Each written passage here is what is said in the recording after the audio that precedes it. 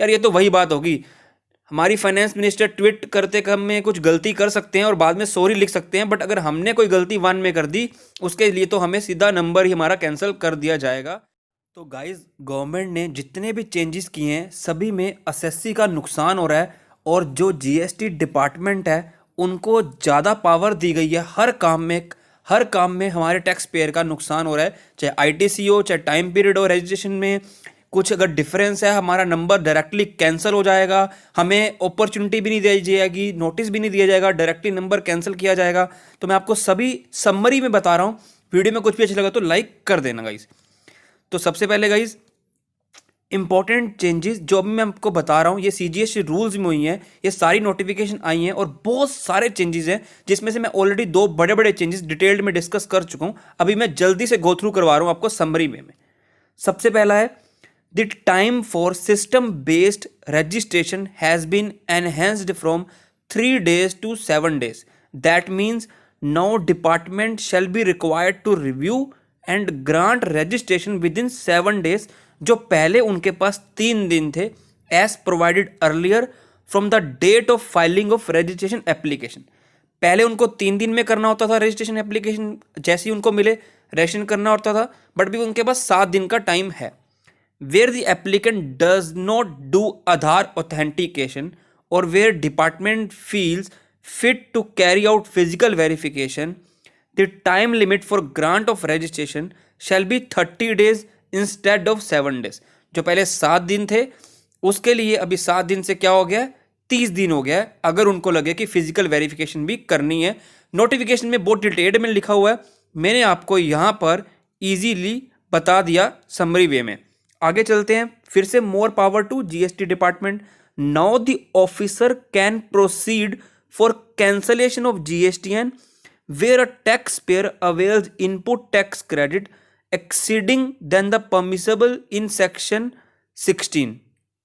Close E has been inserted. मतलब क्या किया है, सेक्शन 16 क्या बोलता है, आपको सीजीएसटी रूल 36 को रेफर करना है कि जितना आपका आईटी से रिफ्लेक्ट कर रहा है एज पर रूल 36 उतना आपको लेना है। अगर नहीं लोगे तो ऑफिसर प्रोसीड कर सकते हैं आपके जीएसटी नंबर कैंसिलेशन करने में। न्यू क्लोज डाल दिया ई इन रूल 21। आगे चलते हैं 3 में, समरी वे में बता रहे हैं गाइस, वीडियो को लाइक कर देना। Now where the liability declared in 3B is less than that declared in 1 in a particular month, department चाहे तो वो प्रोसीड कर देता है with cancellation of GSTN. Hindi में समझते हैं, फॉर एग्जांपल जीएसटीआर 1 में आपने आउटपुट टैक्स बताया 5 लाख और आप 3B में बता रहे हो आउटपुट टैक्स 2 लाख। क्यों बताया कि कुछ आपने गलती से जीएसटीआर 1 में बता दिया था, तो आपको पता है 3B में अगर आपको पेमेंट करनी है तो आपको पता लग गया कि हमने गलती से बता दिया है, तो आप वहाँ क्या कर देते हो, 2 लाख कर देते हो। तो इन्होंने क्या बोला कि अगर आपके कुछ ऐसे चेंजेस हैं, आपके 3B और 1 की लाइबिलिटीज़ में चेंजेस हैं, 1 में ज़्यादा बताया हुआ है 3B में कम बताया हुआ है, there might be some practical difficulties, उनको कैंसिल करने में दिक्कत आएगी, बट डिपार्टमेंट में now proceed with cancellation of GSTN. वो चाहे तो नंबर कैंसिल कर सकते हैं। There might be practical difficulties in implementing such a provision as there are number of corrections which are made in 3B, जैसे मैंने आपको बताया, विच में result in lower tax liability as compared with GSTR 1। Close F newly insert कर दिया है, जो बात करता है about details of outward supply to which we understand that taxable value and tax both should be in synchronization between GSTR 1 and 3B। मतलब दोनों में कोई डिफरेंस नहीं होना चाहिए। यार ये तो वही बात होगी, हमारी फाइनेंस मिनिस्टर ट्वीट करते क्रम में कुछ गलती कर सकते हैं और बाद में सॉरी लिख सकते हैं, बट अगर हमने कोई गलती 1 में कर दी उसके लिए तो हमें सीधा नंबर ही हमारा कैंसिल कर दिया जाएगा, जो कि बहुत गलत बात है। Now no opportunity of being heard shall be given to a tax payer for suspension of GSTN where the proper officer has reason to believe that the registration of person is liable to be cancelled. मतलब क्या होता है इसका, opportunity of being heard? Opportunity of being heard का मतलब होता है कि आपको नोटिस दिया जाएगा और आपसे पूछा जाएगा कि आपको आपका नंबर कैंसिल क्यों ना किया जाए। द वर्ड्स जो ये लिखे थे उनको ओमिट कर दिया गया है from close 2 of rule 21A, जो कि बिल्कुल गलत है। आगे बात करते हैं नंबर 5। सॉरी ये क्या चल रहा है भाई, क्या हो गया ये, अरे भाई तो हम क्या चल रहे थे नंबर 5 पे, where there are significant deviation oblique anomalies between details of outward supply between 3B and 1 और inward supply ITC between 3B and 2B। मतलब 3B और 1 मैच होने चाहिए, जैसे मैंने पहले आपको बताया 3B एंड 2B मैच होना चाहिए। नहीं होगा तो department shall now serve a notice in form RG31 to call explanation as to why GSTN should not be cancelled. और हमें इसका रिप्लाई देना होगा 30 दिन के अंदर। आप प्लीज टाइम देख लो, आप फिर पूछते हो कि कब तक हमें जवाब देना है। नोटिस जब आपको मिल जाए, नोटिस की डेट नहीं देखनी, नोटिस जब आपको मिल जाए वहां से 30 दिन के अंदर अंदर आपको इसका जवाब देना है। 6th point, where GSTN is suspended, उसके बाद आपकी अगर कोई रिफंड बनता है तो आप रिफंड के लिए एप्लीकेशन फाइल नहीं कर सकते, पहले आपको प्रोसीडिंग्स खत्म करवानी पड़ेंगी, रिफंड आप बाद में अप्लाई करोगे। ये हमने डिटेल्ड में ऑलरेडी डिस्कस कर लिया कि जो इनवॉइसेस आपके 2B या 2A में रिफ्लेक्ट नहीं कर रहे, जिसका क्रेडिट आप पहले 10% लेते थे, अभी आप सिर्फ उसका 5% लोगे। रूल चेंज कर दिया गया, ये मैंने डिटेल्ड में बता दिया, वीडियो आई बटन और एंड में भी लग जाएगी।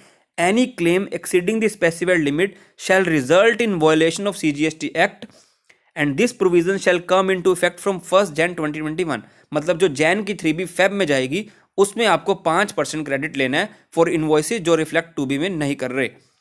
और दूसरी बात क्या हो गया, GSTR 1 to be blocked in case of non filing of 3B।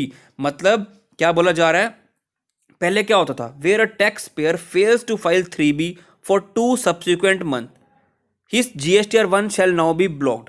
पहले क्या होता था, earlier non filing of 3B used to result in blocking of e way bill facility. पहले सिर्फ ई वे बिल बंद होता था, but from now on it shall also result in blocking of GSTR 1 of the tax payer. Similarly for quarterly return filer, the tax payer failing to file GSTR 3B for the preceding quarter shall not be permitted to file GSTR 1 of subsequent quarter। मतलब अगर आपने 3B में 2 महीने के लिए file नहीं करते तो आपका पहले सिर्फ ई-वे बिल ब्लॉक होता था, अब आपकी GSTR 1 भी ब्लॉक हो जाएगी और आप सब्सिक्वेंट पीरियड की GSTR 1 चाहे मंथली हो या क्वार्टरली हो फाइल नहीं कर पाओगे।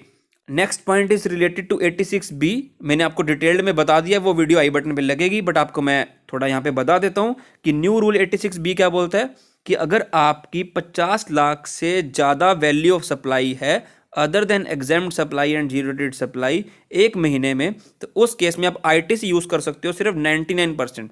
1 लाख है तो 99,000 यूज़ कर सकते हो, बाकी आपको कैश में पे करना पड़ेगा। ये एज पर रूल्स है, वरना आपका नंबर कैंसिल हो सकता है। बट इसकी एक्सेप्शंस क्या हैं कि आप 100% ITC यूज़ कर सकते हो अगर आपने 1 लाख से ज़्यादा टैक्स पे किया है पिछले 2 फाइनेंशियल ईयर में, where the tax payer has paid income tax exceeding ₹1 lakh in 2 preceding financial year, या उनको रिफंड मिला है 1 लाख का अंडर सेक्शन 54 ऑफ CGST। ये कौन सा रिफंड है, अनयूटिलाइज्ड इनपुट टैक्स क्रेडिट, ना कि पेमेंट एक्सेस पेमेंट का।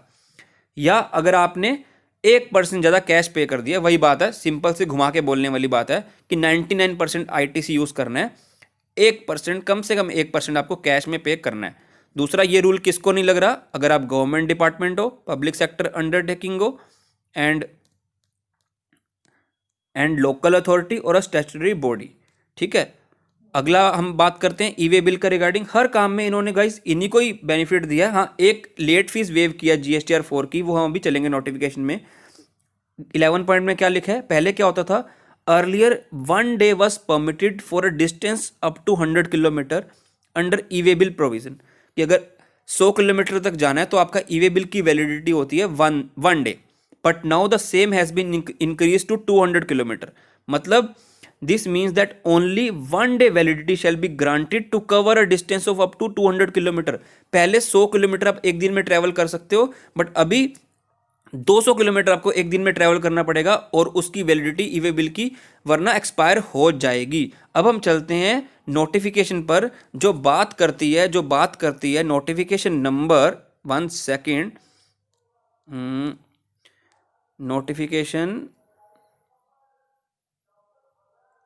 नोटिफिकेशन नंबर 93 जो बात करती है, provided that late fee payable for delay in furnishing form GSTR 4 for the financial year 1920 under section 47, अगर आप इस फॉर्म को फाइल करते हो 1 नवंबर या 31 दिसंबर के बीच तक, इस पीरियड के लिए आपको कोई भी लेट फी नहीं लगेगी। मतलब अगर आपने 1 नवंबर के बाद 31 दिसंबर 2020 तक इसको फाइल किया है तो आपको इस पीरियड की कोई भी लेट फी नहीं लगेगी। अगर आपका प्रिंसिपल प्लेस ऑफ बिजनेस है यूनियन टेरिटरी ऑफ लद्दाख, तभी ये रूल एप्लीकेबल हो रहा है। तो वीडियो को लाइक कर देना और बाकी रेलेवेंट वीडियोस आपके साथ शेयर कर दी है, सबके लिंक लग जाएंगे डिस्क्रिप्शन में।